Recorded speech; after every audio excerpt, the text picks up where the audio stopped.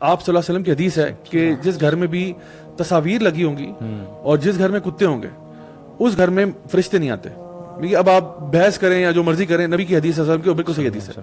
جس گھر میں تصویریں لگی ہوتی ہیں اینیمیٹ چیزوں کی, لائک فار ایگزامپل لوگوں کی پکچرز لگی ہوئی ہیں, جانوروں کی تصویریں لگی ہوئی ہیں, تو یہ اگر آپ کے گھر میں ہے تو وہ ریموو کریں. اللہ کے نبی صلی اللہ علیہ وسلم کا گھر تھا, جبریل علیہ السلام نہیں آئے, نبی گھر نہیں آئے تو ہمارے گھر کیا ہے, تو وہاں تو اور اسی لیے اچھا کتا رکھنا ہے تو وہ اس کے لیے بھی شرائط ہے. اگر فار ایگزامپل گارڈ ڈاگ آپ نے رکھا ہوا ہے, یا اگر آپ کی بکریاں چراتے ہیں تو ان کے لیے مینجمنٹ کے لیے کتا رکھا ہوا ہے, یا پھر فار ایگزامپل آپ شکاری ہیں, شکار کے لیے آپ نے کتا رکھا ہے, ٹھیک ہے, اس کے اپنی لیونگ سپیس میں نہ ہو. اور وہ تو بالکل ہی بری بات ہے کہ اگر آپ کے پاس صوفے پہ آ رہا ہے, صوفے پہ بیٹھ رہا ہے, نجاست ہر جگہ پھیلا رہا ہے اور آپ کے منہ چاٹ رہا ہے. نجاست کائنات کی سب سے بدترین نجاست ہے.